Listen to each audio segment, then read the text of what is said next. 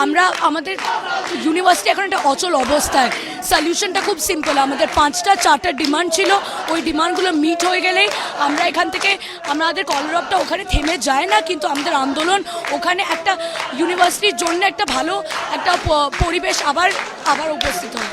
আমরা আমাদের আন্দোলনের অনশনরত এখন 11 জন, নাম্বার আরও বাড়তে পারে। আমরা কিন্তু আমরণ অনশন চালিয়ে যাব 5 দফা দাবিতে: ভিসির পদত্যাগ, আইসিসি রিকনস্ট্রাকশন, 17 এবং 28 আগস্টের বিচার বিভাগের তদন্ত এবং ক্যাম্পাস থেকে নজরদারি অবিলম্বে নিপাট যাক। আজকে যখন আমরা সমস্ত পরিপ্রেক্ষিতের ওপর ভিসি রেজিস্ট্রেশনের দাবিতে যখন আমরা অনশন মঞ্চে বসলাম, ততক্ষণ পর্যন্ত 5 দফা দাবি পূর্ণ না হবে আমরা আমরণ অনশনে রয়েছি, তখন আলোচনা কত করে মানে হয় না। যখন ততক্ষণ না পর্যন্ত ভিসি রেজিস্ট্রেশন দিচ্ছেন ততক্ষণ পর্যন্ত আমরা অনশন মঞ্চে রয়েছি। আমি তথাকথিত বহিরাগত, কারণ আমি কলকাতা বিশ্ববিদ্যালয়তে পড়ি, কিন্তু যাদবপুরের পাশে দাঁড়াতে আমার কোনোদিন কুণ্ঠিত বোধ করিনি এবং আমাদের সবার লড়াই, এটা আমরা জিতব। আমাদেরকে যে বেঁধে দেওয়া, আমাদেরকে যে আমাদের মুভমেন্টটাকে কোনোভাবেই করা যাবে না বাই এনি আদার স্টেটমেন্ট। আমরা চলছি, আমরা চলবো।